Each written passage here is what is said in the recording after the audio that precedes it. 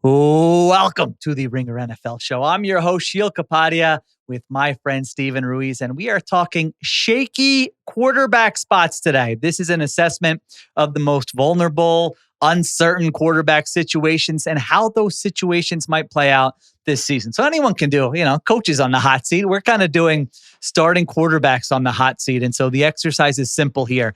We each ranked week one starters most likely to get benched at some point this season, and how early will they get benched? So next week, Monday and Tuesday, Ruiz, when everyone's saying, settle down, it's early, it might not apply to these guys. These might be some quarterbacks who have to have a sense of urgency because their starting spot might get pulled pretty early in the season.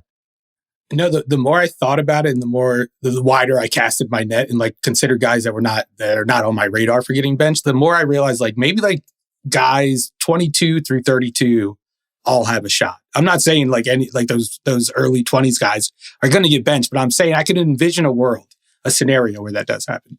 Okay, well, I'm excited for that because I felt like there were a few obvious choices, and then I kind of had a harder time after that. So I'm curious to see how many of our picks align and what this looks like. So let's take a break. We come back and we talk about quarterbacks most likely to get benched during the 2025 season. This is the Ringer NFL show presented by FanDuel, and the NFL is officially back. So if you're going to be in it with FanDuel. They've got the goods, futures, live betting, SGPs, your way bets, all of it. The app's clean, it's fast, and yeah, when you win, you get paid instantly, which is nice because Sunday patience doesn't exist. So get your bets in, build something bold, and make every game feel bigger.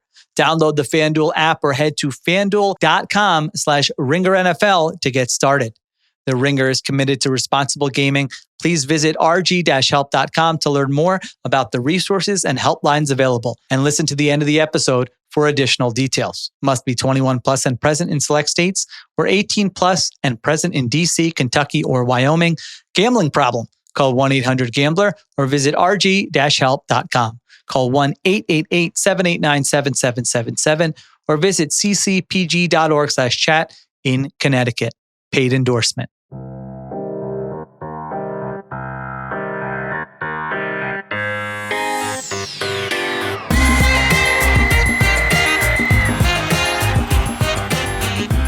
All right, we're back on the Ringer NFL show. All right, get us started. Who is your number one pick here? The situation where you say, maybe it's only a matter of time, but I am very confident that at some point, maybe early in the season or midway through the season, this team's going to make a quarterback change.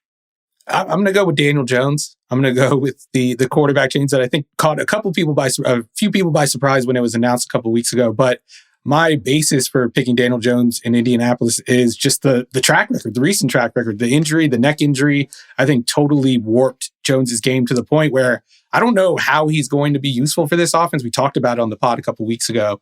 But also the decision making. If a big part of the Colts going with Daniel Jones was how he takes care of the offense and putting the offense in safe hands, adult hands. I don't know if Daniel Jones is your guy. I always used to joke, don't compliment Daniel Jones mid-possession.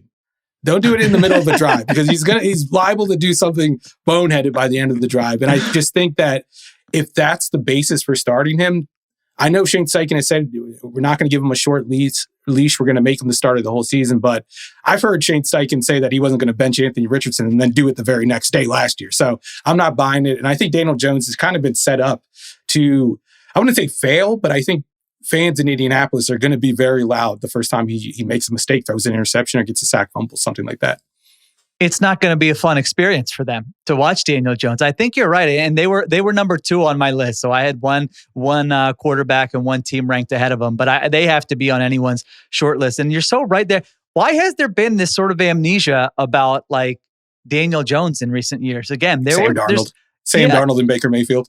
That's why. Okay. All right. I feel like there's just been 2 versions of him. There was the version that was kind of exciting in 2022 that he can run and he looks healthy and he actually has tools. He was a toolsy quarterback, but to your point, he's had the injuries and we are, 3 years removed from that season. And he had every opportunity with the Giants on a big contract for them to give him every chance to say, hey, show us you are that guy or some version of that guy. and it didn't happen. And it sucks for him because I do think the injuries played a role in that. But just statistically, 36 quarterbacks with at least 500 dropbacks the last 2 seasons. He is last in EPA per pass play, below Will Levis, Desmond Ridder, Sam Howell. I mean, some of Ruiz's favorites from doing, watching the film during the week and doing quarterback ranking. So I'm with you. I was thinking about how does this work for Daniel Jones? Like they would have to win games right away. And they get the Dolphins, the Broncos, at the Titans, at the Rams. So it's not like the hardest schedule. Can they squeeze out 2-2 there? But this is an organization, to your point, that just changes its mind based on how the wind blows. And I think there's going to come a point, it's just a matter of when, where they're just like, all right, let's try Anthony Richardson now. Maybe he learned something, but they don't really have a plan. Yeah, that's the only thing that's like giving me pause is the schedule. I think that Broncos game could get very, very ugly if the Broncos are just attacking him and we see the Daniel Jones who I think goes into a shell more easily over the last couple of years since the neck injury. And back to your point about him being toolsy, like he pushed the ball downfield. He wasn't always accurate, but that was like the best part of his game was the rhythm of his passes on downfield passes, the weight of his passes. He gave his downfield receivers a chance. Like Darius Slayton had a very good rapport with him. I'd say an underrated rapport, especially on deep passes. But we haven't seen that. And I think that there was a trade-off with him where he kind of had the Darnold thing where he's kind of oblivious in the pocket to pressure. And it's almost a good thing at times because you're going to hang in there and throw it downfield. But now he's not really that kind of guy. And then he's not pushing the ball downfield. So it's like the worst of both worlds instead of the best of both worlds there. Right. I really don't see the value, but I think like they don't play a murderer's row of defenses, but I do think they play defenses that can make a quarterback's day look very ugly. Like the Broncos, I already mentioned. LA, we saw that against Darnold. I think you could see like a big sack game there. The Cardinals, they throw these tricky looks at you defensively, and Jonathan Gannon kind of got that up and running in the second half. I could see him throwing a couple picks there. The Chargers were similar in that they bent, but they didn't break, and they forced turnovers. And I think that if he starts throwing away these games and the bye week comes up mid-season, I think there's going to be a rallying cry from fans, and I think the Colts are going to give into that pressure as they already have. Yeah, I think you're right about that. We'll see. Maybe he'll say, hey, this is the healthiest I've ever felt, and they'll be able to use him in the run game because that was the big thing in 2022 is he was a big factor in the run game and hasn't been the case since. And maybe he'll look more like that guy, but yeah, I just don't think that's the most likely scenario. So I think that's a good number one pick for you. All right. I've got the Giants and Russell Wilson and Jackson Dart being named the number 2 quarterback behind him. I just think, and I think you can speak to this, but Russell Wilson is the type of quarterback that really annoys a lot of the coaches he plays for, especially this version of Russell Wilson, where when you're not winning games, like there's stuff you could live with Russell Wilson when he was improvising and creating and hitting shots downfield. When that gets taken away, now he becomes an annoying quarterback for coaches because they're like, you're not doing what we practiced. You're not doing what we coach you to do during the week. The ball's not going where it's supposed to go on this play. And meanwhile, they got Jackson Dart at number 2. And Brian Daboll, if you've been reading the Giants coverage, he does seem smitten by his rookie quarterback, which is not uncommon in the NFL. But it just feels to me like there's going to come a time, maybe early in the season, where Daboll looks at it and says, I'm coaching for my job. My best shot here is to show that I can develop a young quarterback who shows some promise where we get to the end of the season and ownership's thinking, hey, Daboll and Jackson Dart, let's give them a shot for one more year. So I don't know how early it's going to come. They're at Washington, at Dallas, home against the Chiefs, home versus the Chargers. They also have the hardest schedule in the NFL. So it's not like once we get through these 6 weeks, we're going to be okay. So I don't know when it's going to come, but I would have them first on my list of, if we're saying how early, like if it's a pool, like a baby pool or something, I think I would have them first on my list.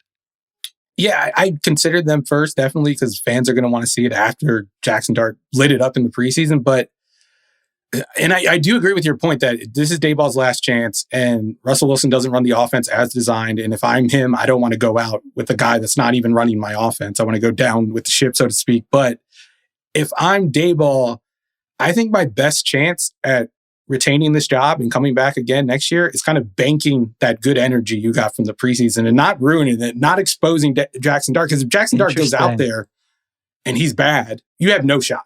You have no chance. One, the team's going to be bad. And then 2, you can't even go, look, we're on the right track with the quarterback. Now, if he doesn't play a game, if he doesn't see the field at all, then you could be like, oh, you remember Jackson Dart? You remember how excited I was? You remember how excited you guys were watching it? Like, I'm the guy that wanted him. I'm the guy that's brought him along over the first training camp. I had him looking pretty good in preseason. Imagine what I can do with a full offseason with him. Imagine what this is going to look like next year. There's only one way to find out, and that's to keep me around. So it's a job preservation thing for me. But if I'm Brian Daboll, like I'm folding here. I'm holding here. I'm not putting my cards on the table anymore in 2025. I love this because it's one of my favorite storylines in the NFL, which is sort of the inter-office politics.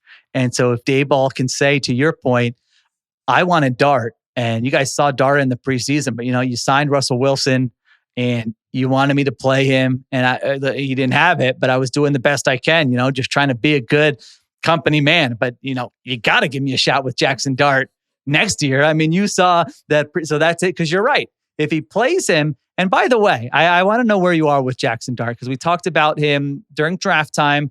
I know you watch a lot more preseason than I do. I'm looking at, the Jackson Dart headlines and the hype. And this is another one where I feel like people have amnesia. Like, I remember Kenny Pickett in 2020. I have some headlines here for you, Ruiz. I actually did prep for this part. 2023, Steelers quarterback Kenny Pickett, highest graded quarterback in the preseason. He started 12 games for the Steelers and was traded to the Eagles after the season. Zach Wilson looks NFL ready in Jets preseason win. That's from 2021. Jets went 3-10 with him that season. He was a rookie. We know how that went. And this is my favorite one because I left Philadelphia to take a job to cover the Seattle Seahawks in 2015. And I went to cover a Seahawks-Chargers game. And I got back to my hotel and was checking my messages. And it was all my friends in Philadelphia going, you left at the wrong time, man. I can't believe you. Because you know why, Ruiz? That night when I was covering Seahawks-Chargers, Sam Brad, you remember it. See, this guy is a sicko. I mean, he's remembering a preseason game from 10 years ago. Sam Bradford looks unstoppable in Eagles win. That's the headline I found. He went 10 for 10 for 121 yards and 3 touchdowns. And he started 14 games that year before the Eagles decided they needed to trade him for Carson Wentz. So all I'm saying is, settle down on the preseason stuff. But Ruiz, your assessment of Jackson Dart with kind of the information you have right now. I think it looked better than I expected it to look. But like, to all your point, it's preseason. Like, the looks aren't going to be the same on defense. I think the game plan, you can't run an RPO heavy game plan, which I feel like Brian Daboll kind of set him up for it, just to ease his transition to the pros, because that's what he ran at Ole Miss. It's not applicable to what we're going to see during the regular season. But I do think he showed some good traits, like his pocket presence was better than I assumed it would, not being in a drop back offense at Ole Miss. I thought he showed a little more with his mobility and being able to avoid pressure in the pocket. So I do like parts of his game, but I think people are just looking at those box score numbers and just being like, oh yeah, he must have been good. But like, even if you watch some of it, like the last game he played, I think against the Patriots, he had that one RPO touchdown. And yeah, it's a touchdown. And people were like, oh, look, Jackson Dart's getting the ball out on time. He looks pro ready. It was an RPO, so of course he's getting the ball out on time. And 2, it was a catch, but it was not an accurate pass by any means. It was kind of behind the guy on the back shoulder. So like, I just think that I don't think you should be looking into the film at all like that. I shouldn't be judging him based off those 2 plays, but I also don't think you should be buying a bunch of stock in him just because he put up good numbers. Because like you said, we saw it from Kenny Pickett a couple of years ago, saw it with Zach Wilson. I remember the Zach Wilson hype after his rookie preseason. And then Sam Bradford's the one I thought of immediately. Gold standard. That one is burnt in my brain. That Packers game, I'm telling you, the first 2 drives, I think it was, they looked unstoppable. I was drinking the Kool-Aid too, because that was the year after. I think, was that the year after Nick Foles, or I forget, but it was like, oh, Chip Kelly has his quarterback now. It was. I know Chip Kelly made that trade, but it was all downhill from there. It looked nothing like that during the regular season. Right. And the point is, I want to be clear. I'm not saying Jackson Dart stinks. Like, he could be good. The hardest thing to predict is rookie quarterback performance. I'm just saying, in my opinion, and if you're a Giants fan, you can get hyped. You haven't had a lot to cheer about. So this isn't me scolding you. But if you're not a Giants fan and looking at it objectively, I would say, settle down. Let's see what it looks like in the regular season here with Jackson Dart. That's all. And it's better than him being bad and stinking it up in preseason. So it's not a bad thing. Absolutely. All right. Let's take a break. We come back. Now it gets a little more difficult. I think those were the top 2, Colts and Giants. Which other teams might have their starting quarterback in week 1 benched early, midway, through the season. We'll talk about that when we come back.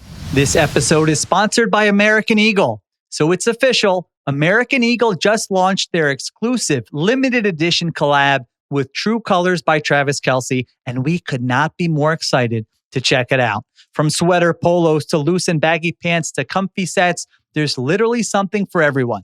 They also dropped a handful of incredibly comfy graphic tees that you can easily wear on repeat with relaxed cargos or jeans. If you're a huge fan or just love the collab, shop the first drop now before it's gone. You can check it all out at ae.com or just go to the store. All right, we're back on the Ringer NFL show. All right, Ruiz, who is next on your list here? I could go with the obvious one in Cleveland just because there's so many options there. But I honestly don't know if those backups are going to threaten Joe Flacco. So I'm gonna do a little bit of a reach. I'm going to go Justin Fields on this one. I know there was a lot of money invested in Justin Fields, but what are we in year 5 now? Year 5. And I don't know about you, but I still haven't seen meaningful progression in the areas where I thought Justin Fields needed to progress. The one that you could argue that we saw last year was him reducing his turnovers, reducing the interceptions, reducing the fumbles. But as we talked about throughout the season, that came at the cost. It came at the cost of what we used to love about Justin Fields, if there was anything to love about his game, which was him just being a big play machine, whether it was with his legs or throwing the ball downfield. We didn't see any of that with Pittsburgh. And just listening to him talk throughout the preseason, I think he just did a press conference today, actually, where he's highlighting the need to protect the football, don't make mistakes. And it seems like he's echoing Aaron Glenn there, defensive-minded head coach. He's probably saying, hey, if you guys don't turn over the football on offense, we can take care of the rest on defense. I think Justin Fields is going to start feeling that pressure to get back to his old self and create big plays because he realizes this is probably his last chance. And I think we're going to see the return of that turnover-worthy play problem that really plagued him in Chicago. And if that happens, I wouldn't be surprised if Aaron Glenn is quick to make a move. They have a backup option in Tyrod Taylor, but I don't know if what area does Justin Fields give you a lot more than Tyrod Taylor at this point in his career, besides the explosive running? I think that's it. I think it is. I mean, more talented. Like if you just watched them in practice and said, hey, throw the ball and run, you would be like, all right, Justin Fields. But in terms of like accuracy, decision-making, I think you nailed it with kind of the head coach here and what he is going to want from his quarterback. And I think the quickest way for Justin Fields to get benched is turning the football over. I think Aaron Glenn is going to say, we're going to win with defense. We're going to run the ball. Just don't turn it over. And to your point, there has to be a balance there. Now, if he's running the ball effectively and we're saying, wow, look at this Jets run game. It's kind of fun. They're doing some things. And he's not turning the football over. That's a great outcome. But they've got to figure that out. And it's just the ceiling of your offense is going to be limited, I think, with Justin Fields in the passing game. Now, I think they're okay with that. I think they know that. But you're right. Last year with the Steelers, it was like, well, he's not turning the ball over. I think they went 4-2. It's a small sample. We had a pretty big sample before that there were a lot of negative plays and a lot of turnovers and a lot of sacks. So yeah, I think that is the key with him. And then I can't go past the money here because $20 million per year. Like this was not hey, let's take a flyer on Justin Fields. It's not a like big starting quarterback salary, but it's not a backup salary either. I mean, it's a pretty significant commitment they made to him. So maybe they don't care about that. They would go with Tyrod Taylor, but I'm with you. If he has turnovers early in the season and their defense is playing well, I think Aaron Glenn could get pretty sick of it pretty quickly. Yeah, and I do think you get some of the benefit in the run game from Tyrod if he's out there. Like the one thing I would say is like he didn't add value to the Pittsburgh run game. And I think we all kind of took that for granted and thought it would happen, and it really didn't happen. So if he's not producing on the ground, and even if he is producing on the ground, I think they have the pieces for a good run game, right? They have a good offensive line. They have some good running backs. I think, in theory, Fields adds value to it. But even if they are basing the offense around that run game, I think there's a very good chance that he gets banged up in this offense. That's true too. If it's that style of run game. And I don't know. I don't know if they see the offense under a steadier hand, which I think Taylor is at this point, then I don't know if they want to go back. I don't know if a defensive coordinator is going to want to turn it over to a turnover-prone quarterback. So I just think he might have a shorter leash than his salary implies. Yeah, it could be. I mean, I almost feel like they got to go layups and 3-pointers with that offense. Just screens, 100%. Run game, and hey, chuck it downfield. Like they really don't need any passes between 5 and 15 yards. It's just, go for it. You don't have to have a high success rate, but can you hit on those explosives? That's going to be everything for them. The problem for Fields, though, is he has shown no ability to hit the layups or the threes. Accuracy. Neither one. You're right. Yeah.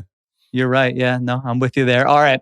Next one on my list. You said it. It's an obvious one. We got to mention it. It's the Cleveland Browns. Joe Flacco is the starter. Dylan Gabriel is the backup.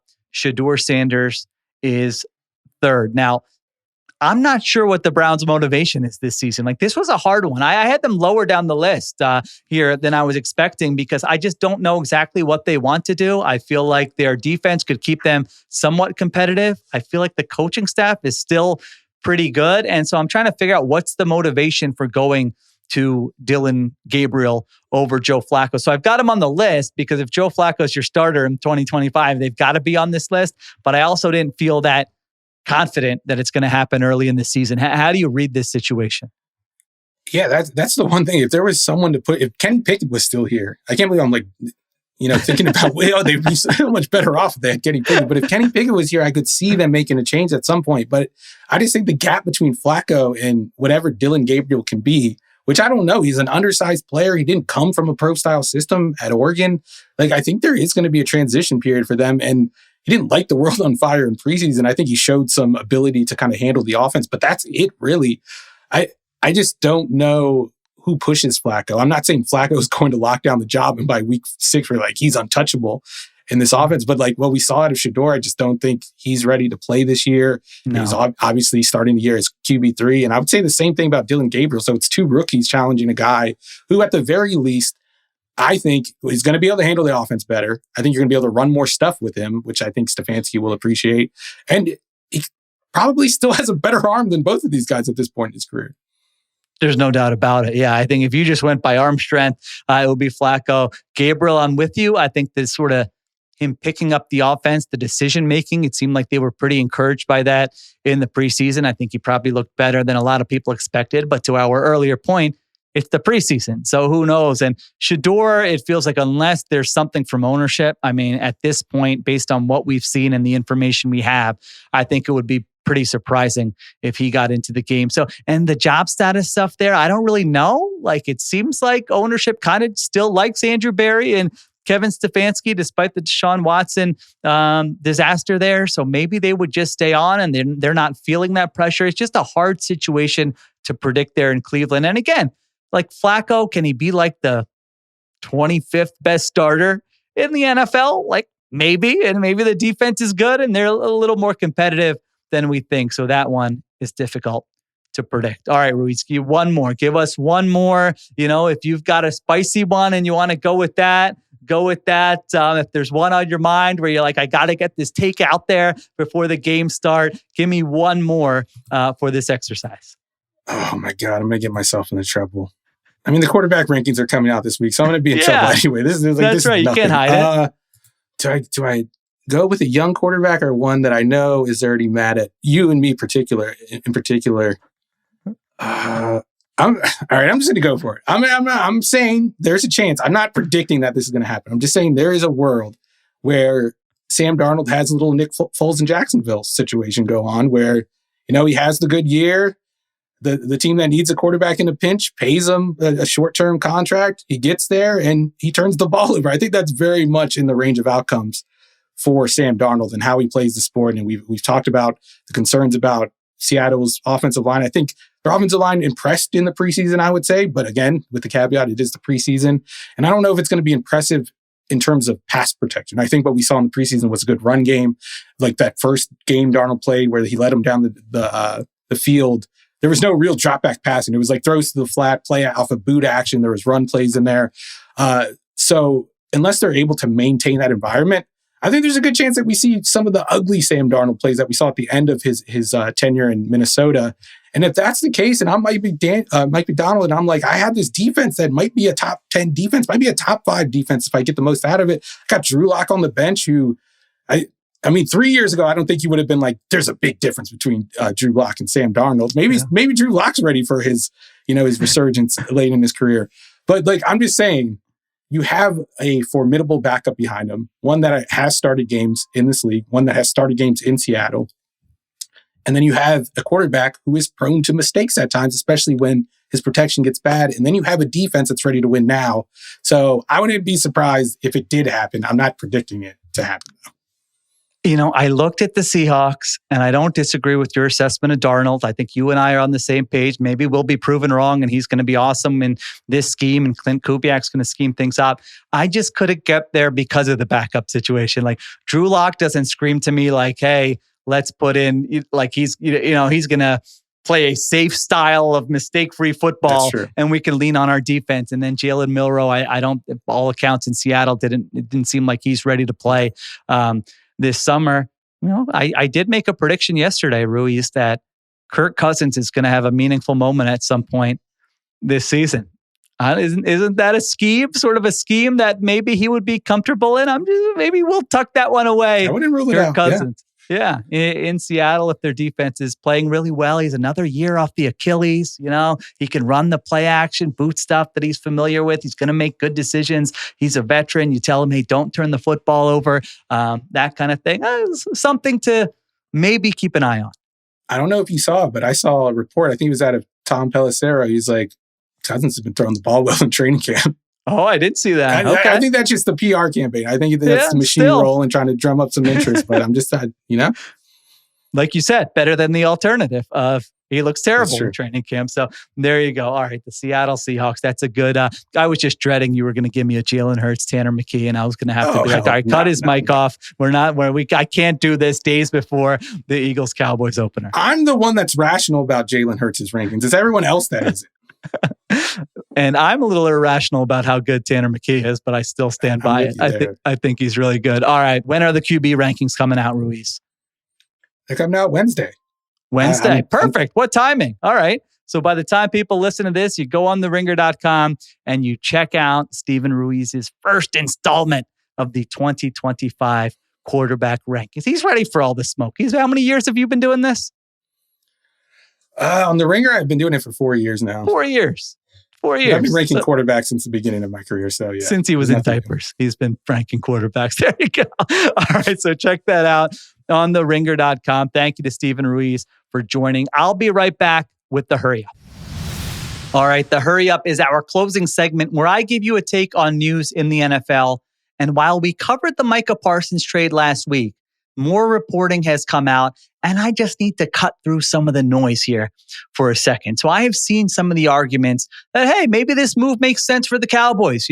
They acquired valuable draft capital. They saved money by not paying Micah Parsons. They didn't win anything with him. Anyway, there was a report on ESPN.com that Parsons maybe wasn't the most diligent in the weight room or in getting treatment, according to sources. Maybe his comments on his podcast rankled some teammates. Listen, I don't know how much validity there is to all of that. I'm sure there's some validity to all of that. But here is the problem. Cowboys sources also told ESPN that the team offered more guaranteed money than Parsons ended up getting from the Green Bay Packers. Now, if they had all these concerns about Micah Parsons, would you be making that kind of offer to the guy and making a long-term commitment to the guy? Of course you wouldn't. So give me a break with all that stuff. The Dallas Cowboys of all franchises are not playing chess. We know this. This isn't a one-time thing. We know how they have operated in recent years, maybe longer than recent years here. This comes down to Jerry Jones thinking he had an agreement with Parsons, Parsons not viewing it that way, wanting his agent involved in negotiations, and the Cowboys getting emotional and then making a trade. Statistically, based on EPA per play, when Parsons has been on the field over the last 4 seasons, the Cowboys have performed like the NFL's best defense.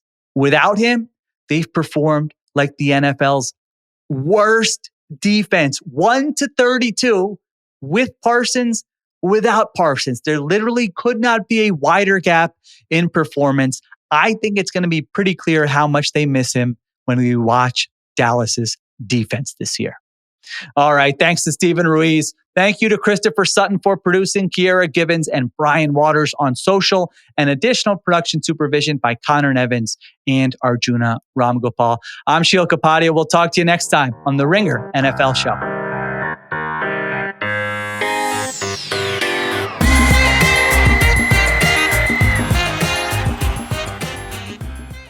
Must be 21 plus and present in select states. For Kansas, in affiliation with Kansas Star Casino, or 18 plus and present in DC, Kentucky, or Wyoming.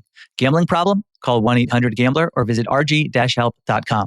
Call 1-888-789-7777 or visit ccpg.org/chat in Connecticut or visit mdgamblinghelp.org in Maryland. Hope is here.